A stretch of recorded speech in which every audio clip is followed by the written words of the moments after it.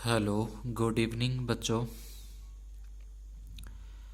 आज अपने प्रश्नावली 7 निर्देशांक ज्यामिति के बारे में अध्ययन करेंगे। कक्षा 10 माध्यमिक शिक्षा बोर्ड राजस्थान अजमेर के NCERT सिलेबस के अनुसार इसके सवाल करने से पहले अपने कुछ निर्देशांक के बारे में देखते हैं कि निर्देशांक क्या होते हैं, कौन कौन से होते हैं। जैसे कि पहला अपना है x निर्देशांक, जिसे अपने भुज भी कहते हैं, जो कि किसी बिंदु की y अक्ष से दूरी होती है कि y अक्ष से कितनी दूरी है, वो उसका x निर्देशांक होता है। ये जैसे कि एक यहाँ पे कोई बिंदु है, इस बिंदु की y अक्ष से y अक्ष से कितनी दूरी है वो अपना x निर्देशांक होगा, या जिसको अपने भुज कहते हैं, यानी कि वो x का मान होगा। दूसरा है फिर y निर्देशांक, किसी बिंदु की x अक्ष से दूरी, तो ये जो बिंदु है इस बिंदु की x अक्ष के साथ कितनी दूरी है, x अक्ष से कितनी दूरी है, वो अपना y निर्देशांक या कोटि होगा, जिसको अपने इस तरीके से लिखते हैं। जब भी किसी बिंदु के निर्देशांक दिए होते हैं या अपने को किसी बिंदु के निर्देशांक लिखने होते हैं, तो सबसे पहले x अक्ष का मान लिखा जाता है, उसके बाद y अक्ष का मान लिखा जाता है। यानी कि जो अगर बिंदु अपने को प्रश्न में दे रखा है तो पहला जो मान होगा वो x का होगा, x अक्ष का होगा। दूसरा जो मान है वो अपना y का होगा, y अक्ष का होगा। उसके बाद मूल बिंदु है जो कि 0 0 होता है। मूल बिंदु बिल्कुल यहाँ पे जहाँ पे दोनों लाइनें काटती हैं वहाँ पे होगा मूल बिंदु। x अक्ष पर बिंदु के निर्देशांक x 0 होंगे। अगर x अक्ष पर बोला है तो x का तो कोई ना कोई मान होगा, पर वहाँ पे y का मान 0 होगा। अगर y अक्ष पर बिंदु के निर्देशांक हैं तो y अक्ष पर x का मान 0 होगा और y का मान कोई ना कोई अपने को दिया होगा। तो x अक्ष पे बिंदु अपने को लेना है x0, y अक्ष पर जो बिंदु लेना है वो y0 लेना है। उसके बाद चतुर्थांश में निर्देशांकों के चिन्ह की प्लस माइनस के किस प्रकार से होते हैं। तो अगर ये अपना प्रथम चतुर्थांश है, इसको पहला चतुर्थांश बोलते हैं, इसमें x का मान भी प्लस होगा, y का मान भी प्लस होगा, दोनों अक्ष ही प्लस प्लस के होंगे। उसके बाद द्वितीय चतुर्थांश आता है, इसके अंदर जो x अक्ष है वो माइनस का हो जाएगा, जो y अक्ष है वो प्लस का। उसके बाद तृतीय चतुर्थांश है, इसमें दोनों ही जो अक्ष होंगे x और y दोनों ही माइनस माइनस के। उसके बाद चौथा चतुर्थांश है, उसके अंदर x का यानी कि मान है जो ये x अक्ष ये प्लस का होगा और ये जो y अक्ष है वो माइनस का होगा। इसके बाद बात करते हैं सूत्र की कि दो बिंदुओं के बीच की दूरी ज्ञात करने के लिए कौन सा सूत्र अपने को लगाना है। तो ये दो बिंदु A और B, इसके यहाँ पे अपने को निर्देशांक दिए जाएंगे, x1 y1 लेंगे, दूसरे बिंदु वाले को x2 और y2 लेंगे। दूरी ज्ञात करनी है। दूरी ज्ञात करने का सूत्र x2 माइनस x1 को कोष्टक में बंद करके ऊपर घात 2 लगानी है, y2 माइनस y1 इसको भी कोष्टक में बंद करके ऊपर घात 2 लगानी है और इस पूरे के ऊपर वर्गमूल का निशान आएगा। लास्ट में जो भी अपने को दूरी ज्ञात हो जाती है उस दूरी के साथ मात्रक या इकाई जरूर लिखना है। इसके बाद है प्रश्नावली 7.1 का, जो कि पहला सवाल अपने देखते हैं। 2 और 3 दे रखा है पहले बिंदु की निर्देशांक, दूसरे बिंदु की निर्देशांक दे रखे हैं 4 1। तो पहला जो मान होगा वो x1 का, उसके बाद y1 का, फिर ये x2 और फिर ये y2। ध्यान रखना पहला मान पहले बिंदु के अंदर x1 y1 होगा, फिर x2 और y2। इस तरीके से यहाँ पे मैंने मान लिख दिए हैं। दो बिंदुओं के बीच दूरी ज्ञात करने के लिए सूत्र जो ऊपर लिखा वही सूत्र यहाँ पे लगाना है, x2 माइनस x1। तो x2 का मान है 4, x1 का मान 2 यहाँ पे रख दिया, ऊपर घात 2 लगा दी, बीच में प्लस का निशान। फिर y2 माइनस y1 है, y1 2 का मान, y2 का मान 1 और y1 का मान है 3। तो 1 माइनस 3, इसके ऊपर घात 2 और पूरे के ऊपर वर्गमूल का निशान आ जाएगा। इसके बाद 4 में से 2 माइनस करेंगे 2 बचते हैं, 1 में से 3 माइनस करेंगे माइनस के 2 आ जाएंगे, 2 का वर्ग 4 होता है, माइनस 2 का वर्ग भी प्लस का 4 होगा। किसी भी माइनस वाली संख्या का वर्ग करेंगे तो वो संख्या प्लस की ही आएगी। तो 4 और 4 हो जाते हैं 8। 8 को अपने लिख सकते हैं 4 गुणा 2 लिख सकते हैं 8 को। 4 का वर्गमूल 2 होता है और 2 का वर्गमूल नहीं निकलता पूरा पूरा, तो इसलिए वो वर्गमूल के अंदर ही रहेगा, रूट के अंदर ही रखना है। तो ये आ जाएगा 2√2 मात्रक, जो कि दो बिंदुओं के बीच की अभिष्ट दूरी है। इसके बाद है सेकंड, अपने को दे रखा है दूसरा सवाल के बिंदु की निर्देशांक दे रखे हैं दोनों के। x1 का मान होगा, फिर y1 का मान, इसके बाद x2 का मान और ये y2 का मान। दूरी का सूत्र है, ये दूरी का सूत्र लिख देंगे। इसमें x2 का मान -1 रखना है, माइनस x1 का मान -5। तो एक जो अपने मान रख रहे हैं वो माइनस का है, एक यहाँ पे सूत्र के अंदर भी निशान माइनस का है। जब इस तरीके से दोनों माइनस माइनस इकट्ठे हो रहे हों तो ध्यान रखना कि वो प्लस का लिख देना है। उसके बाद बीच में प्लस का निशानी रखना। y2 का मान 3 माइनस y1 का मान है 7। 5 में से ये 1 माइनस होगा क्योंकि 1 माइनस का है, 5 में से 1 माइनस करेंगे तो 4 आ जाएगा। 3 में से 7 माइनस कर देंगे तो माइनस के 4 आएंगे। 4 का वर्ग 16 माइनस 4 का वर्ग भी 16। 16 और 16 को जोड़ेंगे तो होते हैं 32। 32 को अपने लिख सकते हैं 16 गुणा 2। 16 का वर्गमूल 4 हो जाएगा और 2 का वर्गमूल नहीं निकलता पूरा, तो रूट के अंदर ही रखना है, यानी कि इसका जो अभिष्ट दूरी आएगी वो आ जाएगी 4√2 मात्रक। इसके बाद तीसरा पॉइंट के अंदर अपने को ए बी के बारे में दे रखा है कि दो बिंदुओं के निर्देशांक ए बी और दूसरे के -a - b है। दूरी के सूत्र से दूरी ज्ञात करनी है, ये दूरी का सूत्र अपने लगा देंगे। इसमें मान रखना है x2 - x1, फिर y2 - y1, यहाँ पे मान रख दिए। -a तो माइनस का 2a होगा, -b और -b माइनस के 2b। 2 का वर्ग कर देंगे, यानी कि इसका वर्ग करना है, पूरे का वर्ग करना है, तो 2 का वर्ग तो हो जाएगा 4। a का वर्ग करेंगे तो a के ऊपर स्क्वायर आएगी। इसी प्रकार से 2 का वर्ग 4 और यहाँ पे आ जाएगा b स्क्वायर आएगा।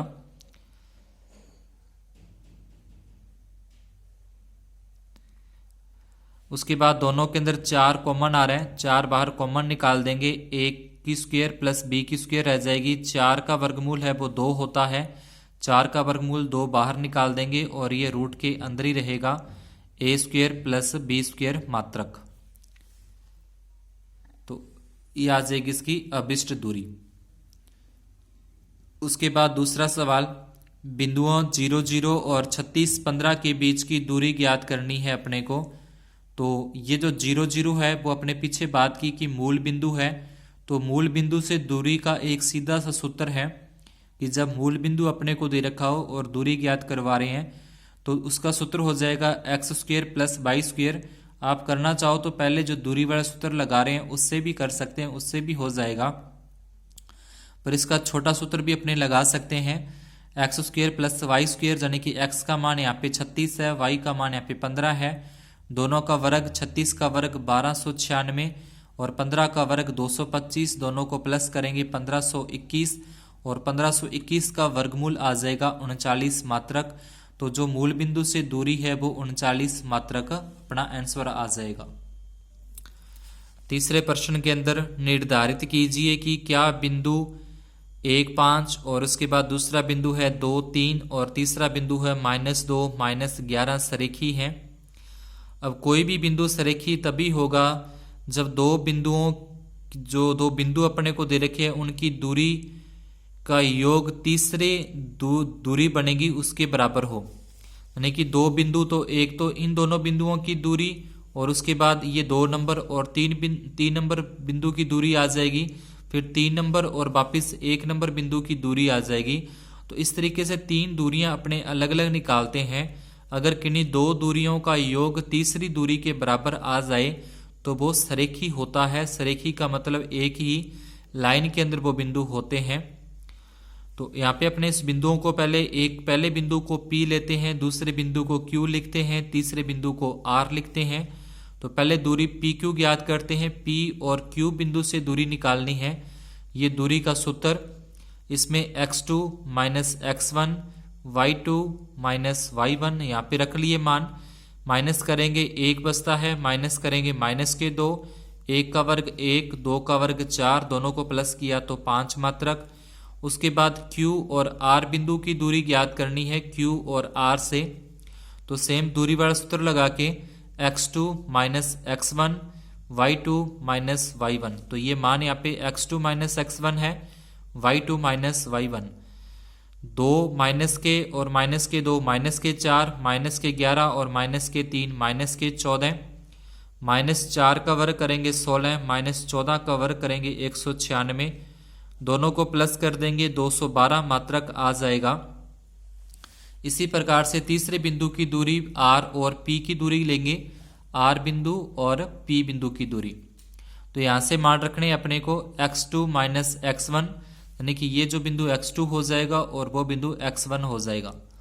उसके बाद y2 माइनस y1। अब यहाँ पे 11 क्या है, माइनस के, लेकिन जब सूत्र में जो होता है माइनस का, इसलिए प्लस हो जाएगा। 1 और 3 जोड़ेंगे, 1 और 2 3 हो जाएंगे, 5 और 11 16, 3 का वर्ग करने पर 9, 16 का वर्ग करेंगे 256, दोनों को प्लस कर देंगे 265। तो तीनों अलग अलग दूरियां आ गई। यहाँ पे 5 मात्रक है, यहाँ पे 212 मात्रक है, यहाँ पे 265 मात्रक है। तो इनमें से कोई भी ऐसी दो दूरियां नहीं है जिनको जोड़ तीसरी दूरी के बराबर आ जाए। किन्हीं दो दूरियों का योग तीसरी दूरी के बराबर नहीं है, अतः बिंदु सरेखी नहीं है। इसका एक तरीका और भी है करने का, जो कि आगे अपने 7.3 के अंदर जब करेंगे उसके अंदर आते हैं बिंदु सरेखी बताने के लिए। तो अगर उस सूत्र में मान रख दें अपने तीनों बिंदुओं का और अगर उसका उत्तर 0 आ जाता है तो बिंदु सरेखी होते हैं। तो उस तरीके से भी अपने करके देखेंगे 7.3 में। उसके बाद चौथा है, जांच कीजिए कि क्या बिंदु एक समद्विबाहु त्रिभुज के शीर्ष है। समद्विबाहु त्रिभुज के अंदर दो भुजाएं बराबर होती हैं, उसको बोलते हैं समद्विबाहु। तो यहाँ पे 3 बिंदु अपने को अलग अलग ले लेंगे, ए बी और सी। तो पहले दूरी ए बी ज्ञात कर लेंगे, ए और बी बिंदु से दूरी ज्ञात करेंगे। तो ए और बी बिंदु को लेके अपने दूरी वाला सूत्र लगाकर दूरी ज्ञात करते हैं, तो ये आता है रूट में 37 आ जाएगा। उसके बाद बी और सी बिंदु लेकर दूरी ज्ञात करेंगे, बी और सी बिंदु से दूरी वाला सूत्र आपने जैसे पीछे सवाल किए हैं उसी तरीके से इसमें मान रखकर दूरी ज्ञात कर लेंगे, जो कि आ जाएगा रूट में 37 मात्रक। फिर ए और सी बिंदु है जो, यानी कि सी और ए जो बिंदु है, इन दो बिंदुओं से अपनी दूरी ज्ञात करते हैं सी और ए से। तो ये सी और ए बिंदु से अपने x2 minus x1, y2 minus y1 के मान रखकर इसको सॉल्व करेंगे तो ये अपने पास आ जाएगा 2 मात्रक। तो यहाँ पे अपने देखने हैं कि एक तो यहाँ पे वर्गमूल 37 आता है और एक ये वर्गमूल 37 आता है। जब दो दूरियां एक जैसी हैं, दो दूरियां समान हैं, यानी कि त्रिभुज की दो भुजाएं बराबर हैं, तो दो भुजाएं बराबर हैं, तो अतः जो त्रिभुज है वो एक समद्विबाहु त्रिभुज होगा। इसके बाद छठे सवाल के अंदर चतुर्भुज के प्रकार अपने को बताने हैं। अलग अलग बिंदु दे रखे हैं सवालों के अंदर, उन्होंने बताने कि चतुर्भुज किस प्रकार का है, वो वर्ग है, समचतुर्भुज है, किस तरीके का चतुर्भुज है वो अपने को बताना है। तो पहला सवाल, पहले सवाल के अंदर अपने 4 बिंदुओं के निर्देशांक दे रखे हैं, इसी क्रम में, यानी कि जो क्रम में दे रखे हैं उसी क्रम में इनको लेना है। ए बिंदु ले लिया, बी बिंदु, फिर सी बिंदु, फिर डी बिंदु। अब पहले ए और बी बिंदु से दूरी ज्ञात करेंगे, फिर बी और सी बिंदु की दूरी ज्ञात करेंगे, फिर सी और डी बिंदु की दूरी ज्ञात करेंगे, फिर डी और ए बिंदु की दूरी ज्ञात करेंगे। तो पहले दूरी ए बी ज्ञात करते हैं, दूरी वाला सूत्र अपने लिख दिया। यहाँ से ए बी है तो ये x2 minus x1, y2 minus y1, ये मान रख दिए x2 माइनस x1 का, y2 माइनस y1 का। एक और एक जोड़ेंगे 2 होते हैं, 0 में 2 जोड़ें तो भी 2 होते हैं। 2 का वर्ग 4, फिर 2 का वर्ग 4, 4 और 4 प्लस करेंगे 8, और 8 का वर्गमूल अपने पीछे जैसे निकाला था वही आ जाएगा। 2√2 मात्रक। उसके बाद दूरी B और C ज्ञात करते हैं। B और C बिंदु से ये x2 होगा, अब ये x1 हो जाएगा, फिर ये y2 होगा और ये y1 हो जाएगा। इसके अनुसार इसके अंदर मान रखें। बिंदुओं को ध्यान में रखना है। यहाँ पे x2 का मान -1 है तो -1 रखा, फिर सूत्र में माइनस का निशान, फिर x1 है, x1 का मान 1 तो ये 1 आ गया, प्लस y2 का मान 2 है, y2 का मान 2 और y1 का मान है 0 तो यहाँ पे 0 आ गई। -1 -1 माइनस के 2, 2 में से 0 घटा देंगे 2, 2 का वर्ग करने पर 4 आता है, इस 2 का वर्ग भी 4, दोनों को प्लस करेंगे 8 और 8 का 2√2 मात्रक आ जाएगा। इसी प्रकार से दूरी CD ज्ञात करते हैं। CD को हल करने पर भी इसका आंसर 2√2 आता है, यानी कि चारों दूरियां क्या आ रही हैं अपने एक जैसी आ रही हैं, बराबर आ रही हैं। यहाँ पे DA की दूरी भी अगर अपने देखें तो DA यानी कि D और A बिंदु से भी अपने इसको दूरी वाले सूत्र से D और A बिंदु ही अपने को लेने हैं, ध्यान रखना। D और A बिंदु में से ही मान इसमें रख कर हल कर दिया 2√2 मात्रक। तो चारों दूरियां बराबर आती हैं। जब चारों दूरियां बराबर आएंगी तो वो एक वर्ग भी हो सकता है, एक समचतुर्भुज भी हो सकता है। तो अपने एक विकर्ण ज्ञात कर लेते हैं। इस तरीके का अगर अपने चित्र बना लें कि ये चारों दूरियां बराबर हैं और इसका एक विकर्ण ज्ञात कर लेते हैं, विकर्ण यानी कि AC। तो A और C बिंदु के जो निर्देशांक अपने को यहाँ पे दे रखे हैं, A बिंदु के निर्देशांक लेने हैं और C बिंदु के निर्देशांक लेने हैं। A और C ज्ञात करने के लिए A और C बिंदु के निर्देशांक लेंगे, तो वहां से इसकी दूरी ज्ञात करते हैं। A और C बिंदु से मान रखते हैं x2 - x1 y2 - y1 से।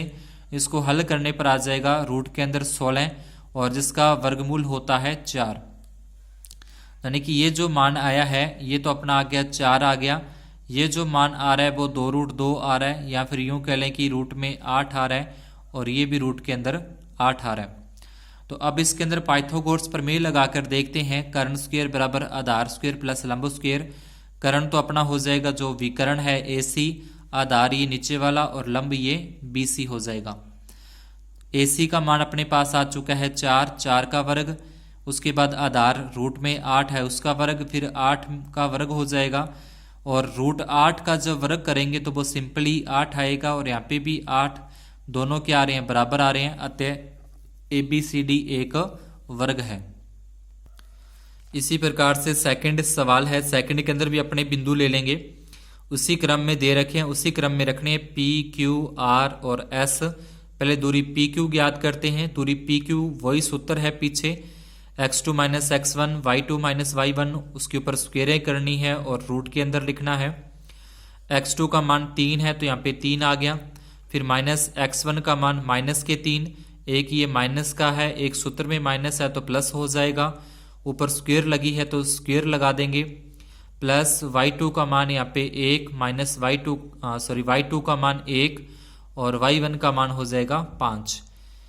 3 और 3 प्लस करते हैं 6 तो 6 का वर्ग, 1 में से 5 माइनस करेंगे तो माइनस के 4 तो उसका भी वर्ग कर दिया। 6 का वर्ग 36, 4 का वर्ग 16, दोनों को प्लस कर देंगे तो यह आ जाएगा 52 मात्रक। यहाँ इसको अपने लिख सकते हैं 4 × 13, 4 का वर्गमूल 2 होता है, 2√13 मात्रक आ जाएगा।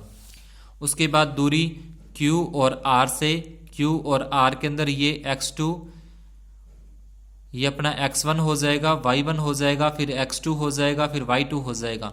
तो x2 - x1 y2 - y1 ये मान यहाँ पे रख दिए। मान रखने के बाद इसको हल किया तो ये आ गया -3 वर्ग और 2 का वर्ग, 3 का वर्ग 9, 2 का वर्ग 4, प्लस किया तो 13 हो गए। उसके बाद दूरी R S लेके चलते हैं, यानी कि अब R और S बिंदु की दूरी ज्ञात करनी है। तो यहाँ से भी अपने इसमें मान रखें, x2 - x1 का मान, y2 - y1 का मान रखने के बाद इसको सॉल्व करते हैं तो ये अपने पास आ जाएगा अंडररूट में 50 और यहाँ पे लिख देना है मात्रक। उसके बाद फिर तीसरी दूरी ज्ञात होगी, उसके बाद चौथी, पहले अपने PQ ज्ञात किया, फिर QR ज्ञात किया, फिर RS ज्ञात किया, अब SP ज्ञात करते हैं, S और P बिंदु की दूरी। तो S और P बिंदु से अपने इसमें मान रखने हैं x2 - x1 y2 - y1 का। मान रखने के बाद इसको सॉल्व करेंगे तो ये आ जाएगा 4 और 81 यानी कि 85 मात्रक आ जाएगा। यहाँ पे कोई भी दूरियां एक जैसी अपने को नहीं आ रही, तो एक बीच में विकर्ण, जैसे पीछे सवाल में विकर्ण किया था उसी प्रकार से इसमें विकर्ण ज्ञात करते हैं। तो विकर्ण ज्ञात करने के बाद यानी कि विकर्ण अपना आ जाएगा पी आर, यानी कि पी और आर बिंदु से लेके चलना है, एक तो पी बिंदु और एक आर बिंदु।